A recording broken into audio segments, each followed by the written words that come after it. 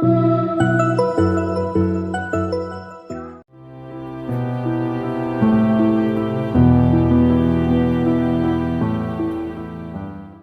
का हम धन्यवाद करते हैं। एक और फोर को हमें देखने के लिए परमेश्वर ने सहायता मदद किया, ताकि हम प्रभु के सन्मुख में इस समय जो हम बिताते हैं, प्रभु को एक ग्रहण योग्य हमारी प्रार्थना का विषय रह जाए। और इतना ही नहीं, हम सब ये केवल सीखने वाले नहीं, परंतु उसको हमारे जीवन में लागू करने के प्रभु सहायता करें। ये बहुत एक तरफ से कहे सरल है और दूसरी तरफ से कहे तो ये कठिन विषय है, क्योंकि शैतान नहीं चाहता कि हम लोग प्रार्थनामय जीवन को जिए। तो आप लोग प्रार्थना पूर्वक बैठे भी सही और ये निर्णय करें कि परमेश्वर आज हमसे बातचीत करे, ताकि हम इस प्रार्थनामय जीवन को जी सके। हम कोई ऐसे डॉक्ट्रिनल सब्जेक्ट को नहीं सीख रहे हैं, फिर भी ये डॉक्ट्रिनल सब्जेक्ट सीखने से भी बढ़कर हैं। यदि आपका मेरा आत्मिक जीवन में प्रार्थनामय जीवन नहीं है तो कोई लाभ नहीं है।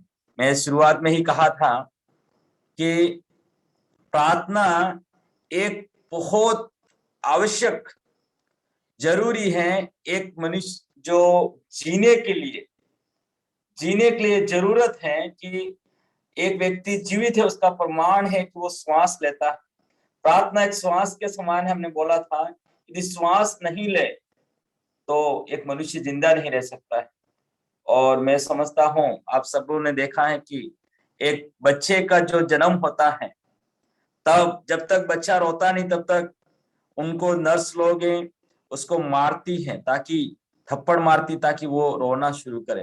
तो ये एक आवश्यक है कि वो श्वास सही से ले रहा है या नहीं ले रहा है। तो आज अभी हम इस वक्त में विशेष करके जब भाई अमृतपाल ने कहा कि हमने सीखा है दो प्रार्थना क्या है, प्रार्थना कौन करना है। और कल विजेंद्र भाई बोल रहे थे ऐसा लगता है जब शुरू में ऐसे प्रश्न डाल करके, तो आज तीसरा प्रश्न भी मेरे सामने आपको मैं बताना चाहता हूं, प्रार्थना क्यों करना है।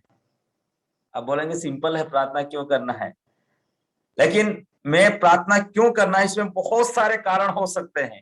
मैं केवल फिर आज ही भी 5 बातें ही आपको बताऊंगा, जो मैं ऐसी बातें नहीं बताना चाहता हूं जो आप नहीं जानते हैं, लेकिन मैं ये बोलो केवल आपको स्मरण दिलाना चाहता हूं, ताकि इस प्रार्थनामय जीवन को आप और भी सही कर सके, जहां हमारे टूटे फूटे उसको सही रीति में ला सके, उसके लिए हम इसको सीखना चाहते हैं। तो जो प्रार्थना क्यों करना है उसका उत्तर हम इन बातों में देखेंगे। तो पहली बात है ये यीशु मसीह की शिक्षा है। पहली बात है प्रार्थना क्यों करना है, ये यीशु मसीह की शिक्षा है कि हमें प्रार्थना करना है। जैसे यीशु मसीह ने प्रार्थना करने के बारे में सिखाने के लिए कहा और सिखाया उसने, तब मत्ती सुसमाचार उसका 6वां अध्याय उसका 9वां पद कोई भाई पढ़ ले। मेरे यहाँ पर लाइट चली गई है। मत्ती सुसमाचार उसका 6वां अध्याय उसका 9वां पद। अतः तुम इस रीति से प्रार्थना किया करो, हे हमारे पिता तू जो स्वर्ग में है, बस ठीक। तेरा नाम पवित्र माना जाए। तो यहाँ पर कहें तुम इस रीति से प्रार्थना किया करो। प्रभु यीशु मसीह ने जो प्रार्थना करना सिखाया, उसने कहा इस रीति से प्रार्थना किया करो। यहाँ पर वही देखते हैं प्रार्थना किया करने के बारे में, ये प्रभु यीशु मसीह की शिक्षा है। क्योंकि हमने पहले ही बोला था कि पहाड़ी उपदेश है। इस पहाड़ी उपदेश में प्रभु यीशु मसीह ने शिशु से कहा ये प्रार्थना किया करने के लिए कहा गया। अब हम पढ़ेंगे लूका सुसमाचार उसका 18वां अध्याय उसका पहला पद। लूका 8 का पहला पद।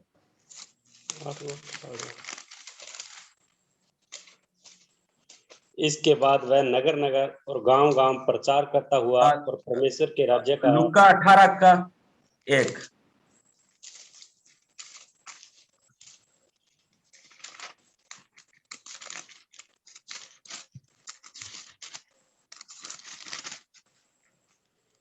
फिर उसने इसके विषय में एक नित्य प्रार्थना करना और हिवाय न छोड़ना चाहिए, उनसे यह दृष्टांत कहा। नित्य प्रार्थना करना, हियाव नहीं छोड़ने के बारे में प्रभु यीशु मसीह ने यहाँ पर एक और शिक्षा दी है। तो यहाँ पर हम देखते हैं प्रभु यीशु मसीह जब इस भाग को जब आगे पढ़ते हैं, एक न्यायाधीश और एक विधवा को दृष्टांत के रूप में बताया गया है।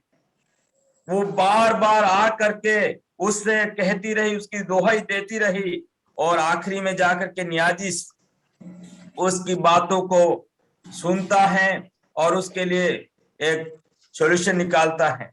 तो हम यहाँ पर देखते हैं जो ये प्रभु यीशु मसीह की एक शिक्षा है, प्रार्थना किया करो, नित्य प्रार्थना करो, हियाव नहीं छोड़ना है। हम बहुत बार प्रार्थना करते करते हमारे जीवन में क्या आ जाता है, लचीलापन आ जाता है। हम सोचते हैं अब हमें प्रार्थना करने से कोई फायदा नहीं है, लेकिन उसी वक्त में प्रभु यीशु मसीह की शिक्षा है, हियाव नहीं छोड़ना है। आपके और मेरे मन में बहुत सारे संदेह को लेकर के शैतान आएगा, आपको प्रार्थना करने से कोई मतलब नहीं। पिछली बार मैं किसी से बात कर रहा था, तो उस व्यक्ति ने इस प्रकार से कहा, पादी साहब कि प्रार्थना हम ऊपरी बातों के लिए कर सकते हैं, मतलब जो ऊपर से शैतान ने कुछ किया उसके लिए कर सकते हैं, लेकिन यदि अंग की बीमारी कुछ है तो उससे प्रार्थना करने से उत्तर नहीं मिलता है। मैंने इसको इस प्रकार से उत्तर दिया कि परमेश्वर के पास सब कुछ संभव है। अंग की बीमारी हो, ऊपरी बीमारी हो, कहीं की भी बीमारी हो, परमेश्वर जिसको चाहता है परमेश्वर उसको चंगा करता है। लेकिन आपकी और मेरी ड्यूटी यही बनती है, हम नित्य प्रार्थना करें, हियाव नहीं छोड़ना चाहिए। तो ये प्रभु यीशु मसीह का हम क्यों प्रार्थना करना हम देख रहे हैं, ये यीशु मसीह की शिक्षा है कि हमें नित्य प्रार्थना करना है। तो यीशु मसीह ने तो ये शिक्षा दी है, लेकिन हम प्रेरित को देखते हैं जो नित्य वो उस बात को कर रहे थे। हम सब जानते हैं, उसी भाग को मैं एक और बार आपसे पढ़वाना चाहूंगा। प्रेरित के काम उसका दूसरा अध्याय उसका 41वां पद, प्रेरित के काम उसका दूसरा अध्याय उसका 41वां पद।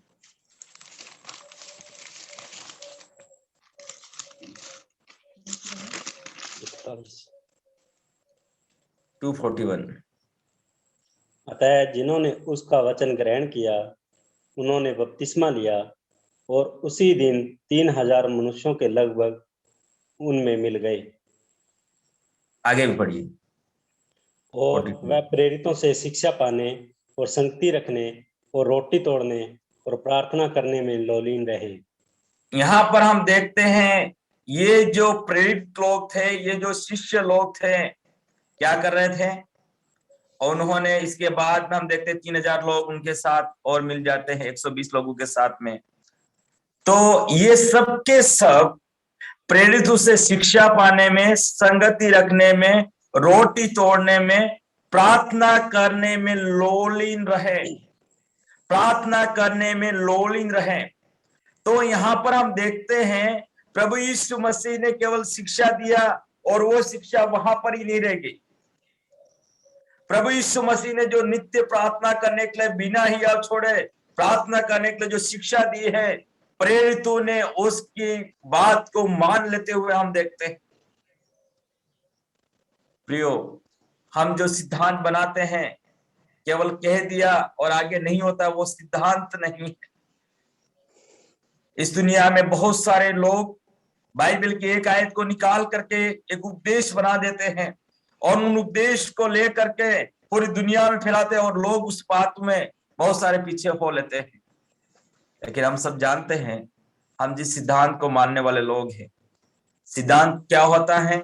सिद्धांत वो होता है जो यीशु मसीह के द्वारा कहा होना चाहिए, प्रेरितों ने पालन किया होना चाहिए, कलीसियाओं को ये करने के लिए आदेश और शिक्षा दिया होना चाहिए। तो मेरा जो आज कहने का मतलब है, प्रार्थना एक डॉक्ट्रिन है, प्रार्थना एक सिद्धांत है, प्रार्थना प्रभु यीशु मसीह के द्वारा दी गई शिक्षा है, जिसको आपको और मुझे उसका पालन करना है, क्योंकि यहाँ पर पढ़ते हैं प्रेरित लोग इस प्रार्थना करने में लोलीन रहें। आपको और मुझे भी इस प्रार्थना करने में लोलीन रहना है, भले कुछ भी हो जाए। हमारे पास ऐसा उत्तर जो हम चाहते वैसा उत्तर नहीं भी मिले, परमेश्वर की इच्छा है कि हम प्रार्थना करने में लोलीन रहे। और अब देखते हैं कलीसिया क्या कर रहे हैं। प्रेरित के काम 12 का 5वां पद, प्रेरित 12 का 5।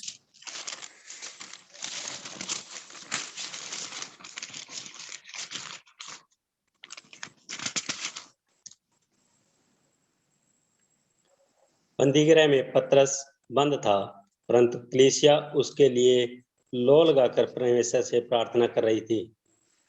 यहाँ पर देखते हैं याकूब को तलवार से मार डाला गया, प्रभु यीशु मसीह के शिष्य को, और पतरस को बंदीगृह में डाला। क्यों? वहां पर उनको उत्साह मिल गया। पतरस को बंदीगृह में डाला गया है, लेकिन कलीसिया को देखते हैं लो लगा करके प्रार्थना कर रही है, लो लगा करके प्रार्थना कर रही है। प्रियो, हम देखते हैं न केवल यीशु मसीह की शिक्षा तक समाप्त रहा, न केवल प्रेरित लोग वहां तक ही करते रहे, लेकिन जब कलीसिया स्थापित हो गई, यरूशलेम की कलीसिया को देखते हैं जो लो लगा करके पतरस के लिए प्रार्थना कर रही थी। मुझे याद आता है हमारे प्रिय प्रभु के दासों को, जो कल सुबह सुबह का मैसेज जब आया तब क्या मैसेज आया कि शायद हो सकता है 3 महीने की जेल भी उनको जाना पड़ सकता है। चार्ली अंकल, उनके पूरे, और वो भाई विशाल और केवल राम को हम देखते हैं। लेकिन शाम पढ़ने से पहले जैसे भाई अमृतपाल बता रहे थे, पूरे सार्वभौमिक रीति से प्रार्थना की जा रही थी। यूनिवर्सल प्रार्थना, मतलब पूरे संसार में उनके लिए प्रार्थना की जा रही थी। परमेश्वर ने प्रार्थना सुनते हुए परमेश्वर के दासों के लिए वहां जेल से निकलने का, वहां से रिहाई मिलने का, जमानत मिलने का परमेश्वर ने काम किया। न केवल परमेश्वर उस समय पहली सदी के कलीसिया की प्रार्थना सुनता था और उनको ही रिहा करता, ऐसा नहीं है। जब कलीसिया लो लगा करके प्रार्थना करती है, परमेश्वर आज भी कार्य करता है। यहाँ पर हम देखते हैं कलीसिया लो लगाकर पतरस के लिए प्रार्थना कर रही थी, और जब प्रार्थना कर रही थी, ये छुटकारे पा करके जब घर लौटे, उनको विश्वास भी नहीं हुआ। कभी कभार हमारा भी होता है, ये सोच समझ से परे परमेश्वर काम करता है, यीशु में लिखा गया है। हमारी प्रार्थना और विनती से बढ़कर परमेश्वर कार्य करता है। प्रियो, इसलिए हम देखते हैं हम क्यों प्रार्थना करते हैं, क्योंकि ये यीशु मसीह की शिक्षा है। यीशु मसीह की शिक्षा है, और न केवल शिक्षा का पालन करते हुए प्रेरित को देखते हैं, कलीसिया को देखते हैं, और आज आपको और मुझे भी यही प्रार्थना करते रहने के लिए परमेश्वर का वचन सिखाता है। हम पढ़ेंगे, कल भी पढ़ा था इफिसियों 6 का 18, इफिसियों 6 का 18।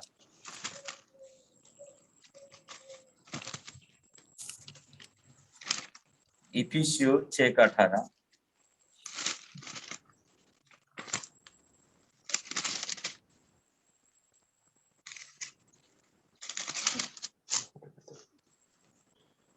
हर समय और हर प्रकार से आत्मा में प्रार्थना करना और विनती करते रहो, और इसीलिए जागते रहो और सब पवित्र लोगों के लिए लगातार विनती किया करो। लगातार विनती किया करो, लगातार विनती किया करो। ये कलीसियाओं को दी गई शिक्षा है। आज आप और मेरी इस कलीसिया के लोगों को परमेश्वर के वचन ने ये शिक्षा दी है कि हम लगातार लगातार विनती और प्रार्थना विश्वासियों के लिए करते रहें, पवित्र लोगों को करते रहने के लिए परमेश्वर ने कहा है। तो मैं समझता हूं आप और मैं कभी इस बात को नहीं भूलेंगे। क्यों प्रार्थना करना है? क्योंकि ये यीशु मसीह की शिक्षा है, और उसी यीशु मसीह की शिक्षा को प्रेरितों ने भी पालन किया है। दूसरी बात, कलीसिया ने भी पालन किया है। आज हम जैसी कलीसिया के लोगों को भी पालन करने के लिए ये शिक्षा के रूप में पत्रियों में लिख करके दिया है। इसलिए हम उस प्रार्थना को जारी रखते हैं, उसको जारी रखना ही है। ये परमेश्वर के वचन का नियम है। अब दूसरी बात, प्रार्थना क्यों करना है। दूसरी बात आती है, प्रार्थना क्यों करना है। तो इस दुनिया और विशेष करके बाइबल में हम सब जानते हैं, सेत के बेटे एनोस का जब जन्म हुआ तब से प्रार्थना शुरू कर दी गई। तब से लोग परमेश्वर से प्रार्थना करते आ रहे हैं। पुराने नियम में कई लोगों ने प्रार्थना किया, परमेश्वर ने उत्तर दिया। लेकिन मैंने इसलिए कहा कि बहुत सारे कारण प्रार्थना क्यों करते, लेकिन दूसरा जो कारण दे रहा हूं, यीशु मसीह हमारा आदर्श है। यीशु मसीह परमेश्वर का पुत्र होकर के भी उसने प्रार्थना करना जारी रखा। आज हमें भी इसलिए प्रार्थना करना है। यीशु मसीह हमारा आदर्श, हम कोई मनुष्य को हमारा आदर्श बना करके नहीं, यीशु मसीह हमारा आदर्श है। मैं ये नहीं कहता हूं कि बाइबल भी सिखाती है अगुओं का अनुकरण करो, अगुओं के उस पद चिन्हों पर चलो, लेकिन मैं ये समझता हूं इससे भी सबसे बढ़कर हमारा अगुआ हमारा प्रभु यीशु मसीह है। उसको आदर्श मानना आपका और मेरा फर्ज बनता है। इसलिए हम देखते हैं यीशु मसीह में उस भाग को पढ़ेंगे जो लूका सुसमाचार उसका 11वां अध्याय उसका पहला पद।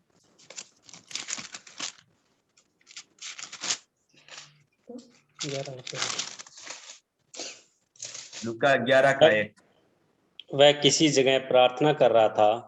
जब वह प्रार्थना कर चुका तो उसके चेलों में से एक ने उससे कहा, हे प्रभु, जैसे यूहन्ना ने अपने चेलों को प्रार्थना करना सिखाया, वैसे ही हमें भी तू सिखा दे। परमेश्वर के नाम की महिमा हो। यहां पर हम देखते हैं यीशु मसीह प्रार्थना कर रहा था। यीशु मसीह प्रार्थना कर रहा था और जब प्रार्थना कर चुका तो उसके चेले उसके पास में आए और उससे कहा, हे प्रभु, जैसे यूहन्ना ने अपने चेलों को प्रार्थना करना सिखाया, तू भी हमें सिखा दे, तू भी हमें सिखा दे। यहां पर देखते हैं यीशु मसीह ने पहले उनको तुम प्रार्थना करो प्रार्थना करो प्रार्थना करो नहीं, क्या किया, खुद करके दिखाया। जब वो प्रार्थना कर रहा था, प्रभु यीशु मसीह की प्रार्थना करना उनको एक प्रार्थना के लिए आकर्षित कर दिया गया। हम बहुत बार क्या करते हैं, हम खुद प्रार्थना नहीं करते, दूसरे को बोलते हैं तुम प्रार्थना करो प्रार्थना करो प्रार्थना करो। लेकिन यीशु मसीह के जीवन से हम यहाँ पर देखते हैं यीशु मसीह प्रार्थना कर रहा था। जब वो प्रार्थना कर रहा था उसके शिष्य को लगा कि हमें भी प्रार्थना करना है, क्योंकि क्या देखते हैं, यूहन्ना के चेले तो प्रार्थना करते हैं और पहले भी हम देखते हैं कि यूहन्ना के चेलों ने भी प्रश्न किया था, तेरे चेले क्यों प्रार्थना नहीं करते हैं। यीशु मसीह ने क्या कहा, जब तक दूल्हा बरातियों के साथ में है, बरातियों को किस बात की नहीं आवश्यकता है, वो प्रार्थना की कोई चिंता करने की आवश्यकता नहीं, क्योंकि दूल्हा ही सब कुछ उनकी आवश्यकताओं को पूरा करेगा। तो उसने कहा जब दूल्हा उनसे अलग किया जाएगा तब ये लोग प्रार्थना करेंगे। तो अब यहाँ पर समय आ गया है, यीशु मसीह जब प्रार्थना कर रहा था, जब प्रार्थना कर चुका, तब उसके पास में आकर के कहा, यूहन्ना के चेलों को प्रार्थना यूहन्ना ने सिखाया है, वैसे तू हमें भी सिखा दे, हमें सिखा कैसे प्रार्थना करना है। और यहां पर देखते हैं यीशु मसीह ने उनको प्रार्थना कैसे करना है सिखाया। तो यहां पर देखते हैं प्रभु यीशु मसीह के उस मॉडलिंग प्रार्थना, प्रभु यीशु मसीह के उस आदर्शपूर्ण प्रार्थनामय जीवन जीने के कारण से यीशु मसीह के शिष्य लोग उसकी प्रार्थना से आकर्षित हुए। और बहुत बार हो सकता है, लेकिन हम लूका सुसमाचार उसके पूरे किताब को जब पढ़ते हैं, सुसमाचार को पढ़ते हैं, यीशु मसीह को किसके बारे में दिखाया गया है, मनुष्य के पुत्र के रूप में दिखाया गया है। यीशु मसीह मनुष्य का पुत्र के रूप में दिखाया गया है। और एक मनुष्य होने के कारण परमेश्वर के बिना सहायता से हम जी नहीं सकते हैं। इसलिए लगभग 6 बार खुल्लम खुल्ला उसने प्रार्थना करते हुए हम देखते हैं। तो यह कितने एक आदर्श की बात है जो उसने प्रार्थना किया है। मैं उसको केवल मुनायतों को पढ़ करके आगे हम बढ़ जाएंगे। तो ये लुका में 6 जगह पे कहां पर लिखा है। लुका 3 का 21 पढ़िए।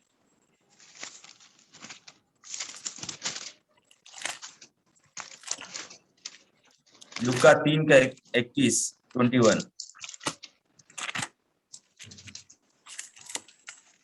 जब सब लोगों ने बपतिस्मा लिया और यीशु भी बपतिस्मा लेकर प्रार्थना कर रहा था तो आकाश खुल गया।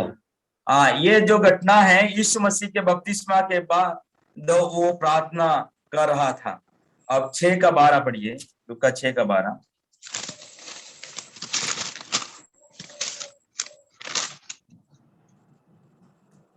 उन दिनों में वह पहाड़ पर प्रार्थना करने गया और परमेश्वर से प्रार्थना करने में सारी रात बिताई। यहाँ पर देखते हैं प्रभु यीशु मसीह 1 घंटा 2 घंटा या सुबह सुबह प्रार्थना करता था या दोपहर में प्रार्थना करता था या शाम को थोड़ा समय प्रार्थना में समय बिताता था, वो नहीं है। हम यहाँ पर देखते हैं प्रभु यीशु मसीह ने पूरी रात भर प्रार्थना किया। पूरी रात भर प्रार्थना करते हुए देखते हैं। दुनिया में लोगों को देखते हैं, रात सब कुछ सोने का समय होता है, सब सोने में अपने समय को बिताते हैं। लेकिन यहाँ पर जब देखते हैं, क्या देखते हैं? प्रभु यीशु मसीह अपने शिष्य को चुनने से पहले, प्रेरितों को प्रेरित के रूप में ठहराने से पहले प्रभु यीशु मसीह ने क्या कर दिया? पूरी रात भर प्रार्थना करने में समय व्यतीत किया। अब पढ़ते हैं 9 का 18, लुका 9 का 18।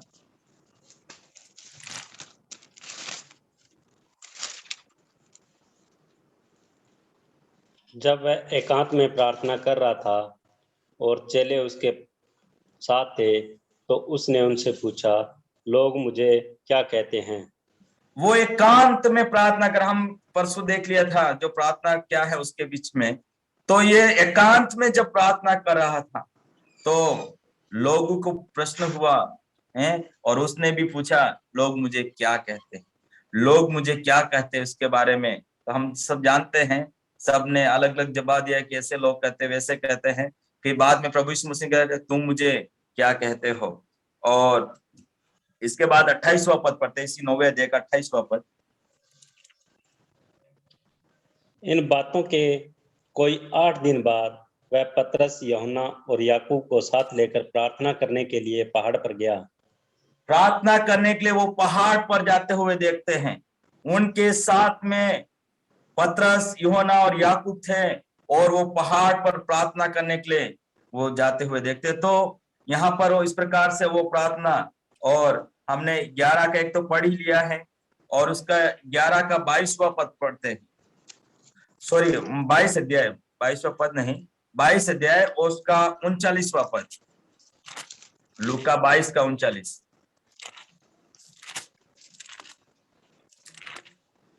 तब वह बाहर निकलकर अपनी रीति के अनुसार जैतून के पहाड़ पर गया और चेले उसके पीछे हो लिए। यहाँ पर देखते हैं वो अपनी रीति के अनुसार जैतून पहाड़ पर गया। ये गतसमनी वाटिका के उस समय की जो प्रार्थना के बारे में देखते हैं और वो वहां पर प्रार्थना करने में अपना समय बिताता है। तो ये जो एक मनुष्य होने के कारण उसने जो आवश्यक लगा और उस प्रार्थना को करते हुए देखते हैं। और प्रभु यीशु मसीह ने यूहन्ना सुसमाचार उसके 17 अध्याय में पढ़ते हैं, महायज्ञ की प्रार्थना उसने की, खुद के बारे में प्रार्थना की, उसके शिशु के लिए प्रार्थना की, और इसके बाद जो आप और मैं वचन सुनकर विश्वास करेंगे उनके लिए भी प्रभु यीशु मसीह ने 2021 साल पहले आपके और मेरे लिए भी यीशु मसीह ने प्रार्थना कर दी गई है। प्रियो, कितनी बढ़कर प्रार्थना है।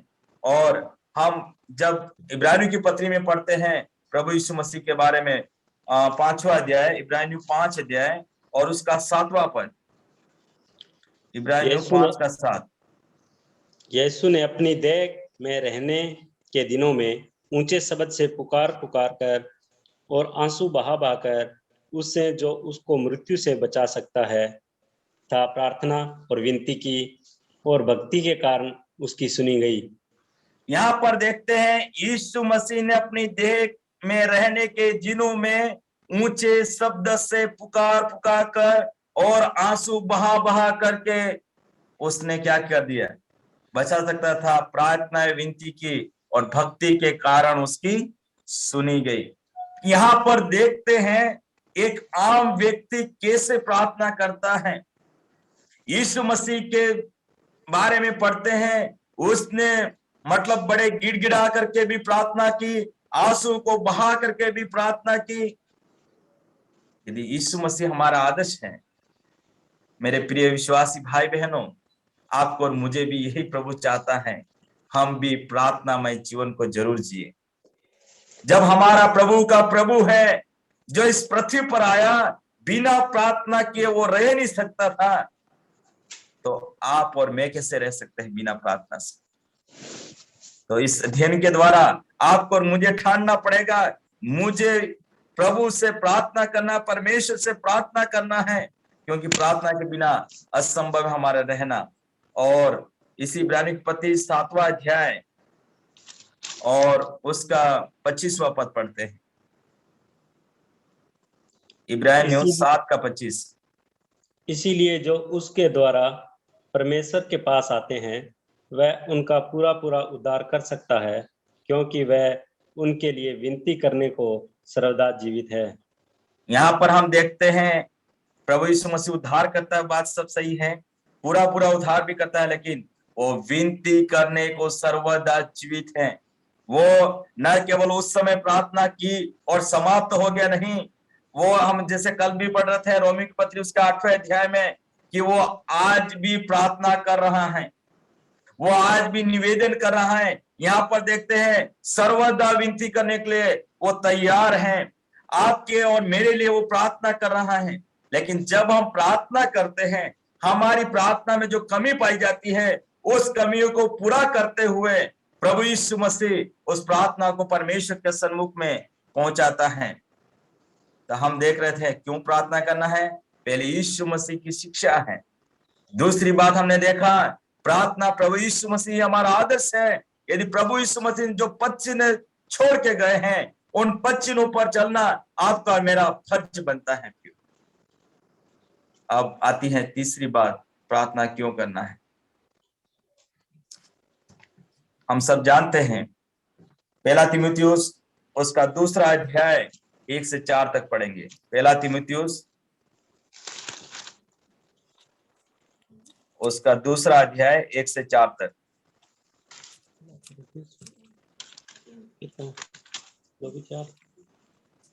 पहला तीमुथियुस 2 अध्याय उसका 1 से 4 तक।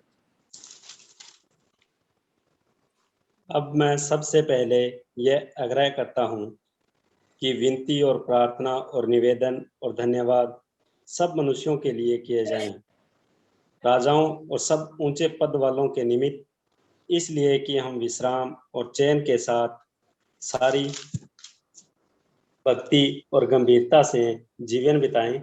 यह हमारे उद्धारकर्ता परमेश्वर को अच्छा लगता और भाता भी है, जो यह चाहता है कि सब मनुष्यों का उद्धार हो और वह सत्य को भली भांति पहचान लें।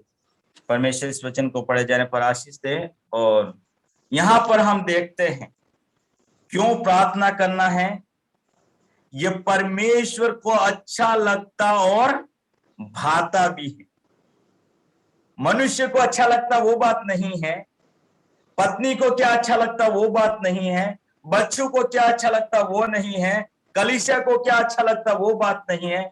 ये परमेश्वर को अच्छा लगता और भाता भी है।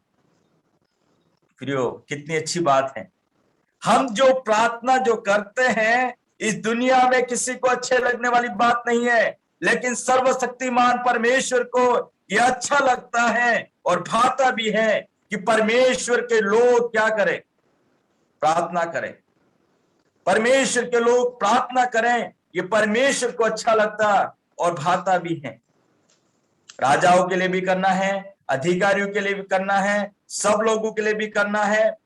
उसका लक्ष्य क्या है? सबके सब लोग क्या पाए? उद्धार पाए। सबके सब लोग उस सत्य को भली भांति पहचान ले, इस बात को हम देखते हैं। सत्य को भली भांति पहचानने के बारे में परमेश्वर का वचन सिखाता है।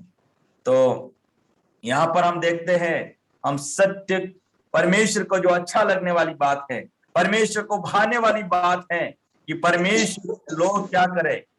प्रार्थना करें। यदि परमेश्वर को अच्छा नहीं लगता, आपको और मेरा प्रार्थना करना बेकार है। हम मनुष्य को अच्छा लगने के लिए नहीं करते हैं।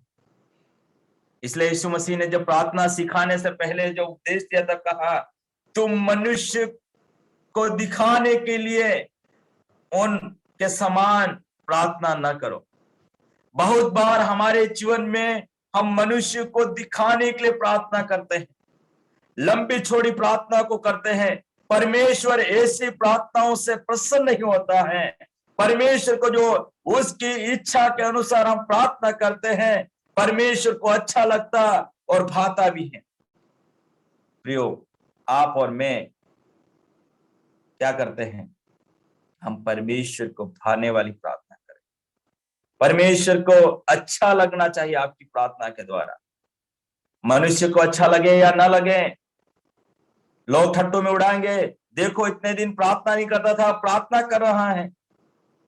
अब परमेश्वर के सन्मुख में घंटों घंटों प्रार्थना में समय व्यतीत करता है। मैंने पहले दिन ही कह दिया था, दूसरे है तो आपको सब प्रकार का नुकसान उठाना पड़ेगा। प्रार्थना करने से आपको ना तो धन का नुकसान उठाना पड़ेगा, ना आपको उस प्रकार के जो स्थान का, आप जब चाहे तब अपने समय को कुछ भी नहीं बिगाड़ना है। आप अपने काम करते हुए भी अपनी प्रार्थना को जारी रख सकते हैं। इसलिए प्रियो, ये सबसे बड़ा, सबसे अच्छा लगने वाला, परमेश्वर को भाने वाला है। क्यों नहीं आप और मैं प्रार्थना करें? क्योंकि ये परमेश्वर को अच्छा लगता है, परमेश्वर को भाता है, परमेश्वर की इच्छा है। क्योंकि हम पढ़ते पहला थिस्सलुनीयों उसका 5वां अध्याय, पहला थिस्सलुनीयों उसका 5वां अध्याय, उसका 16, 17 और 18 पद पढ़िए। पहला थिस्सलुनीयों 5वां अध्याय 16, 17 और 18। सदा आनंदित रहो, निरंतर प्रार्थना में लगे रहो, हर बात में धन्यवाद करो, क्योंकि हमारे लिए मसीह यीशु में परमेश्वर की यही इच्छा है। ओके, सदा आनंदित रहो, निरंतर प्रार्थना में लगे रहो और हर बात में धन्यवाद करो, तुम्हारे लिए मसीह यीशु में परमेश्वर की यही इच्छा है। क्या पढ़ते हैं? तुम्हारे लिए, हैं? जैसे भाई ने पढ़ा हमारे लिए, हैं? हमारे लिए मसीह यीशु में परमेश्वर की यही इच्छा है।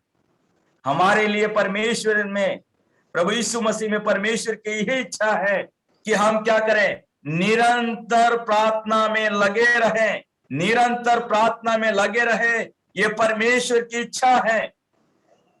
परमेश्वर के लोग प्रार्थना करें, ये परमेश्वर को एक अच्छा लगने वाला है, परमेश्वर को भाने वाली बात है, परमेश्वर की इच्छा है। प्रियो, यदि परमेश्वर की इच्छा है कि आप और मैं प्रार्थना करें, तो फिर क्यों प्रार्थना नहीं करते हम लोग? ये परमेश्वर की इच्छा है। यहां पर वही देखते हैं, आनंदित रहना है, आनंदित के साथ साथ में देखते हैं निरंतर प्रार्थना में लगे रहना है, हर बात में धन्यवाद करना है। बहुत मुश्किल का कार्य हर बात में धन्यवाद करना, क्योंकि ऐसा नहीं होता है जब कष्ट आता है, दुख आता है, हम हर बात में धन्यवाद नहीं कर पाते। लेकिन हम यहाँ पर देखते हैं परमेश्वर की इच्छा है। प्रियो, परमेश्वर की इच्छा है कि हम क्या करें?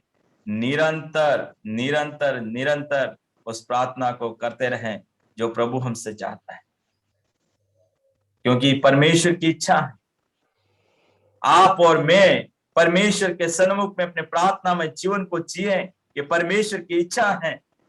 आप लोग, हमें परमेश्वर के उस प्रार्थना में जीवन को जीने के लिए परमेश्वर बुला रहा है। इसलिए हम प्रार्थना करने में अपने समय को बिताने के लिए प्रभु सहायता और मदद करे। अब आती है चौथी बात, प्रार्थना क्यों करना है। तो यहां पर देखते हैं, जो पढ़ते हैं कुलिस्सियों 1:19 में, 1:9 में, कुलिस्सियों 1:9,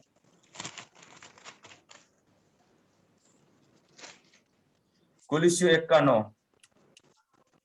इसीलिए जिस दिन यह सुना है, हम भी तुम्हारे लिए यह प्रार्थना और विनती करना नहीं छोड़ते कि तुम सारे आत्मिक ज्ञान और समझ सहित परमेश्वर की इच्छा की पहचान में परिपूर्ण हो जाओ। ओके, धन्यवाद। तो यहाँ पर हम देखते हैं पौलुस प्रेरित क्या कर रहा है। यहाँ पर कहता है, जिस दिन से हमने सुना है, हम तुम्हारे लिए प्रार्थना करना, विनती करना नहीं छोड़ते हैं, और तुम्हें क्या सारे आत्मिक ज्ञान और समझ सहित परमेश्वर की इच्छा की पहचान में परिपूर्ण हो जाओ, परिपूर्ण हो जाओ।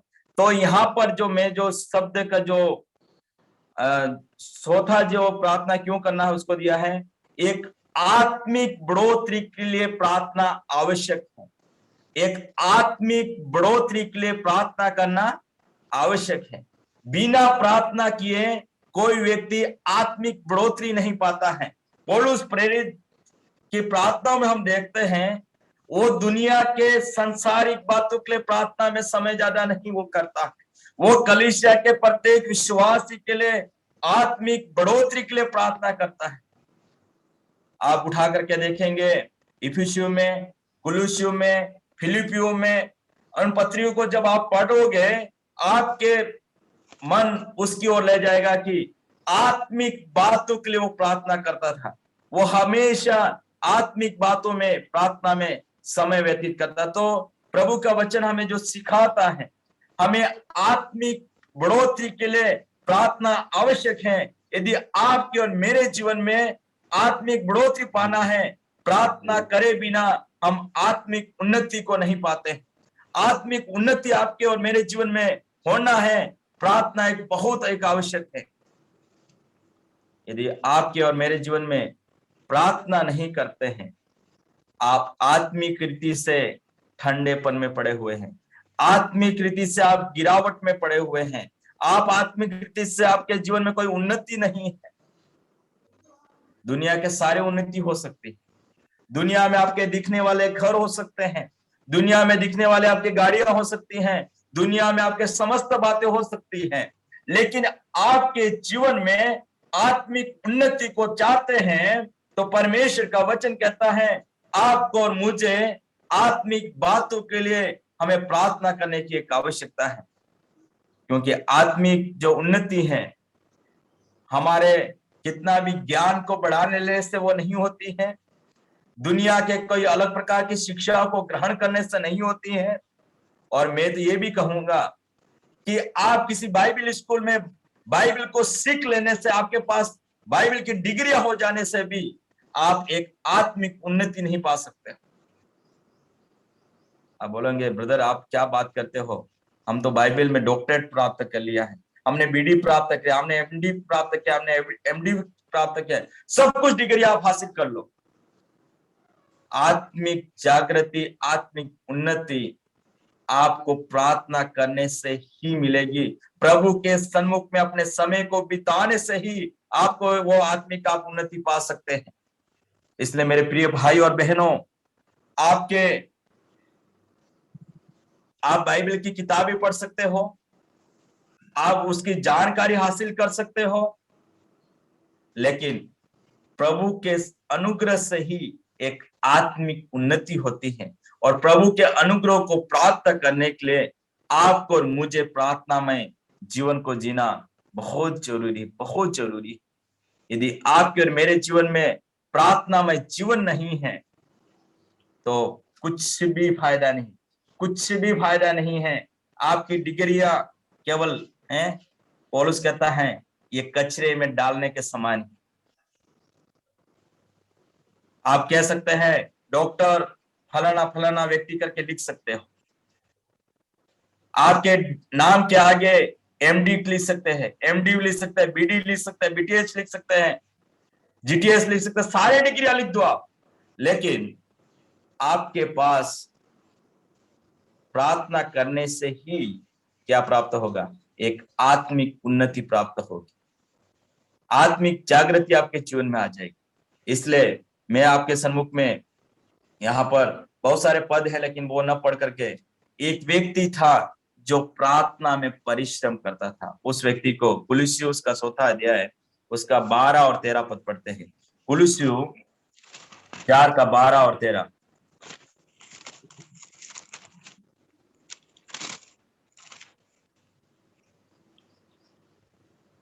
इफ्रास जो तुम में से एक है और मसीह यीशु का दास है, तुम्हें नमस्कार कहता है और सदा तुम्हारे लिए प्रार्थनाओं में यत्न करता है, ताकि तुम सिद्ध होकर परिपूर्ण विश्वास के साथ परमेश्वर की इच्छा पर स्थिर रहो।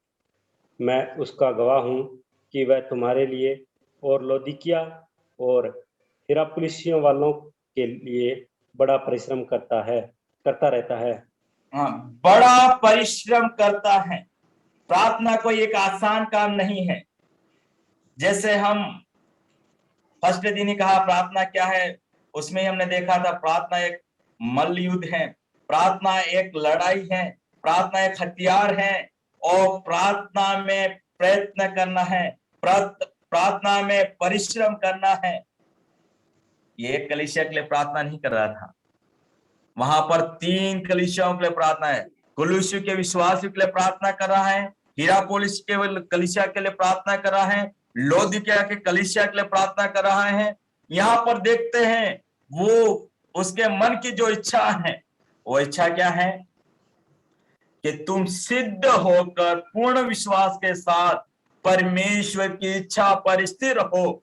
ये प्रार्थना के बिना असंभव है।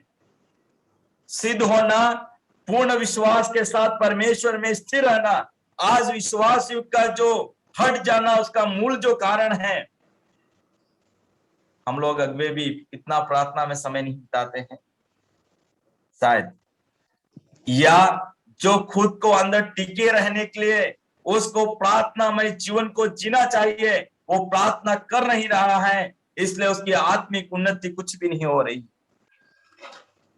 आज हमें ऐसे इफ्रास के समान व्यक्तियों की आवश्यकता है, ऐसे नौजवानों की आवश्यकता है जो प्रार्थना करने के लिए परिश्रम करने वालों की जरूरत है।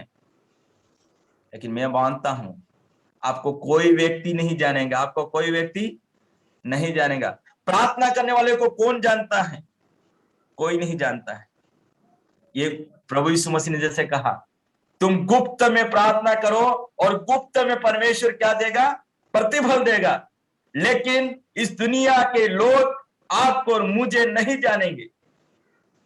तो लोग जानते किसको है? लोग तो फुलपिट पर खड़े होकर के प्रचार करने वाले को, फुलपिट पर खड़ा होकर के गीत गाने वाले को, दूसरों को कोई नहीं जानता है। आप प्रार्थना करते कोई नहीं जानेगा, लेकिन एक तो है जो जानता है। आपने प्रार्थना करने के कारण से ये विश्वास में लोग स्थिर रहे, ये विश्वास में मजबूत हो गए, ये विश्वास में स्थिर हो गए, ये विश्वास में सिद्ध हो गए। कौन जानता है? प्रभु करने वाला जानता है। मैंने पहले ही कहा, आपको उसके लिए कोई मूल्य चुकाना नहीं पड़ेगा, लेकिन परिश्रम तो जरूर है। ये ऐसा परिश्रम है, खदान में खोदने वाले पत्थरों को खोद करके तोड़ करके निकालने के समान है प्रियो। ये कोई आसान परिश्रम नहीं है। ये कितना कठिन कार्य है जो आपको और मुझे करना है। मेरे सुनने वाले भाई और बहनों, आप अपने प्रार्थनामय जीवन को ऐसे परिश्रम करें। हम प्रभु जब प्रार्थना में परिश्रम करा था, क्या बहा था? मानो उसका पसीना लहू के बूंदों के समान टपक रहा था। उसका पसीना लहू के समान टपक रहा था। गत्समनी वाटिका में वो प्रार्थना कर रहा था, उसका दिल टूट चुका था। आपको और मुझे भी उस दिल के उस टूटन के साथ में जब परमेश्वर के सन्मुख में प्रार्थना करते हैं, अपने दिल के तोड़ करके हम प्रार्थना करते हैं। कल भी हम देख रहे थे, परमेश्वर हमारे आंसू को उसकी कुप्पी में रखता है, समय आने पर उन आंसू की सुधि ली जाएगी, आपकी प्रार्थना व्यर्थ नहीं होगी। इसीलिए भजन संहिता 126 में पढ़ते हैं, जो आंसू बहाते हुए बोते हैं वो जय जयकार के साथ लवने पाएंगे। आप आंसू बहाते हुए अभी कार्य करोगे इस काम को, परमेश्वर एक दिन क्या करेगा, जय जयकार के साथ लवने पाओगे, आप इकट्ठा करने पाओगे, आप उस फसल को काटने पाओगे। परमेश्वर आज ऐसे व्यक्तियों को जरूरत है। शब्द मात्र से प्रार्थना करने से नहीं होता है। हम केवल छोटी मोटी प्रार्थना करके हमारे समाप्त करके हमारी दिनचर्या को खत्म करने वाला नहीं है। प्रार्थना एक ऐसे प्रार्थना करना है जो परमेश्वर हमसे, आपसे, मुझसे चाहता है। प्रियो, परमेश्वर ढूंढ रहा है परिश्रम करने वाले व्यक्तियों को। परमेश्वर ढूंढ रहा है इपफ्रास जैसे व्यक्तियों को, कलीसियाओं के लिए लो लगा करके निरंतर सदा प्रार्थना करता था। हमें सोचना हम क्या करते हैं, क्या हम कितनी प्रार्थना करते हैं। हमारे आत्मिक हम हमेशा क्या प्रार्थना करते हैं, सुबह परमेश्वर को बोल देते हैं तो हमारा गार्ड बन जाना, और शाम को बोलते हैं परमेश्वर तूने संभाला, आपका धन्यवाद, अभी हम रात में सोने के लिए जा रहे हैं, हमारी प्रार्थना समाप्त होगी। नहीं प्रियो, प्रार्थना एक ऐसे जो परिश्रम है, ऐसा एक परिश्रम है जो आपको और मुझे परमेश्वर के सन्मुख में समय को बिताना है। याकूब को देखते हैं, जब तक परमेश्वर ने आशीष नहीं दी वो परमेश्वर के साथ वो मलयुद्ध करता रहा और उसने आशीष पा ली। मैं ये नहीं कहता कि ये परमेश्वर के हाथ को मरोड़ करके आप आशीष ले लो, वो नहीं, लेकिन मेरे कहने का मतलब है ये परिश्रम का काम है जो आपको और मुझे करना है।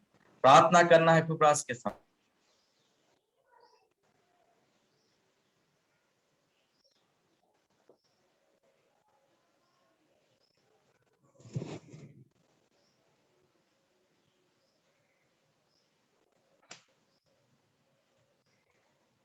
परमेश्वर प्रार्थना करने वालों को ढूंढ रहा है।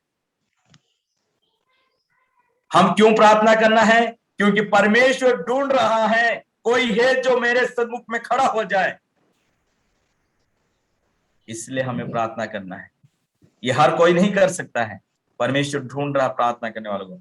यह स्केल 22 का 30, यह स्केल 22 का 30 पद पढ़ते हैं।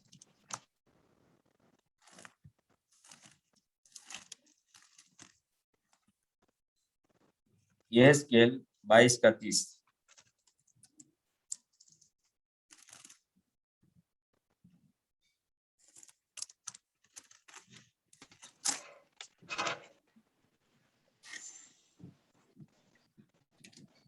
पढ़िए, यह स्केल 22 का 30। मैंने उनमें ऐसा मनुष्य ढूंढना चाहा जो बाड़े को सुधारे और देश के निमित्त नाके में मेरे सामने ऐसा खड़ा हो कि मुझे उसका नाश न करना पड़े, परंतु ऐसा कोई न मिला। हाँ, परमेश्वर ढूंढ रहा है, परमेश्वर मनुष्य को ढूंढ रहा है कि बाड़े को सुधारे और देश के निमित्त नाके में मेरे सामने खड़ा हो जाए, मेरे सामने खड़े हो जाए उस नाके में। हम देखते हैं अब्राहम परमेश्वर के सामने खड़ा हो गया था। अब्राहम परमेश्वर के सामने खड़ा हो गया था। किसके लिए खड़ा हो गया? लूत और उसके परिवार के लिए वो खड़ा हो गया था। और उसकी प्रार्थना के सन्मुख स्वरूप क्या देखते हैं? उसके भतीजा लूत उससे बचाते हुए देखते हैं। परमेश्वर आज ढूंढ रहा है मेरे सामने नाके में कौन खड़ा हो जाएगा। परमेश्वर ढूंढ रहा है प्रियो, इस राजस्थान के कलीसियाओं से, खाजूवाले के कलीसियाओं से, पंजाब के सुनने वाले मेरे भाई और बहनों, आपकी कलीसियाओं से परमेश्वर ढूंढ रहा है। सबके सब तो नहीं उस बुलाहट को सुनेंगे, लेकिन आज जो सुन रहे हैं, आज आप प्रार्थना के विषय को सुनने के लिए इकट्ठे हुए हैं, परमेश्वर ने आपको देख रहा है। आप यदि दान देने की सेवा नहीं कर सकते हैं, वचन की सेवा नहीं कर सकते हैं, सुसमाचार की सेवा नहीं कर सकते हैं, जरूर प्रार्थना की सेवा के लिए परमेश्वर आपको और मुझे ढूंढ रहा है। कौन नाके में खड़ा हो जाएगा? क्योंकि परमेश्वर ने ठान लिया है, इस जगत को नाश करने के लिए ठान लिया है। लेकिन यदि आप खड़े हो जाते हैं आपके परिवार के लिए, आपके रिश्तेदार के लिए, आपके देश के लिए, तो वो बच जाएंगे। इसलिए परमेश्वर ढूंढ रहा है, परमेश्वर ढूंढ रहा है प्रियो। परमेश्वर की आवाज को सुनने वाले मेरे प्रिय भाई बहनों, क्या परमेश्वर आपसे बात कर रहा है? परमेश्वर पूछ रहा है, मैं इसको नाश करने वाला कौन? इस नाके में कोई खड़ा हो जाए। तो क्या पाया? यहां पर देखते हैं, ऐसा कोई नहीं मिला, ऐसा कोई नहीं मिला। आज जो जुड़े हुए इस मीटिंग में, क्या आप तैयार हैं? प्रभु पूछ रहा है, क्या आप तैयार हैं? मेरे सन्मुख में खड़े होने के लिए तैयार हैं? मेरे सन्मुख में खड़े होकर इन लोगों के लिए मध्यस्थता की प्रार्थना करने के लिए क्या आप खड़े हैं? आपके लिए प्रार्थना करने के लिए परमेश्वर नहीं ढूंढ रहा है, दूसरों के लिए क्या मेरे लिए तुम खड़े हो? इन नाश होने वाली जाति के लिए क्या तुम खड़े हो? परमेश्वर ढूंढ रहा। पांचवी बात हम वही देख रहे हैं, परमेश्वर प्रार्थना करने वालों को ढूंढ रहा है, इसलिए हमें प्रार्थना करना है। यदि परमेश्वर ढूंढता नहीं तो आपको और मुझे प्रार्थना करने की आवश्यकता नहीं होती। और इसलिए हमें, और 59 उसका 16वां पद,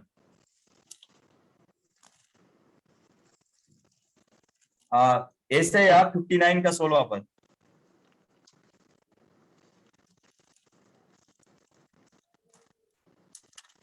का 16वां पद।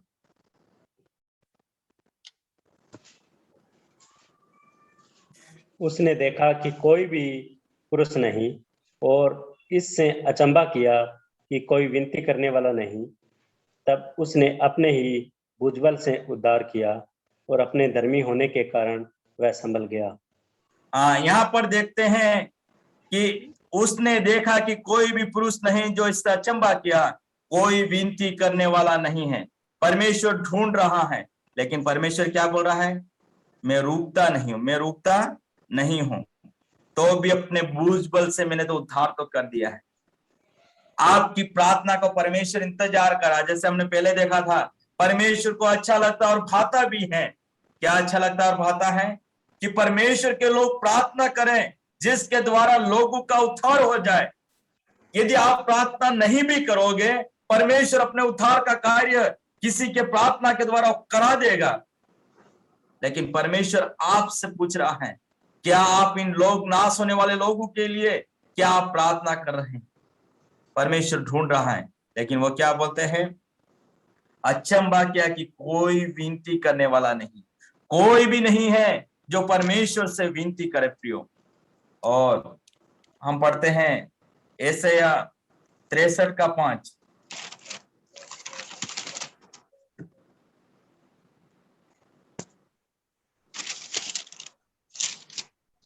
मैंने खोजा पर कोई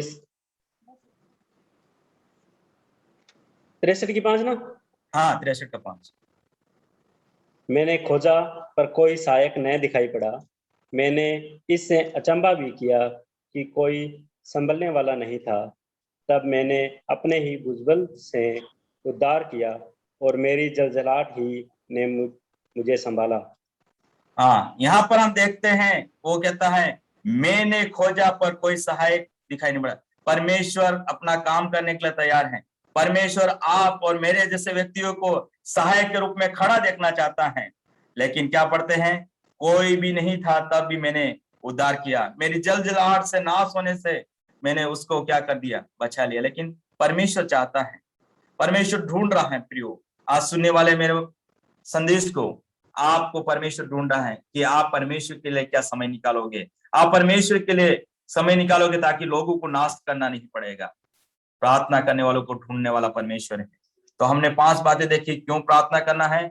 यीशु मसीह की शिक्षा है, यीशु मसीह हमारा आदर्श है, वो प्रार्थना करता था, इसलिए हमें प्रार्थना करना है। तीसरी, आत्मिक बढ़ोतरी के लिए प्रार्थना एक आवश्यक है, इसलिए हमें प्रार्थना करना है। और चौथी बात है, परमेश्वर को अच्छा लगता है कि हम प्रार्थना करें। और पांचवी बात है, परमेश्वर प्रार्थना करने वालों को ढूंढ रहा है। प्रभु इस वचन के द्वारा आप सबको आशीष और अनुग्रह दे। परमेश्वर नाम की महिमा।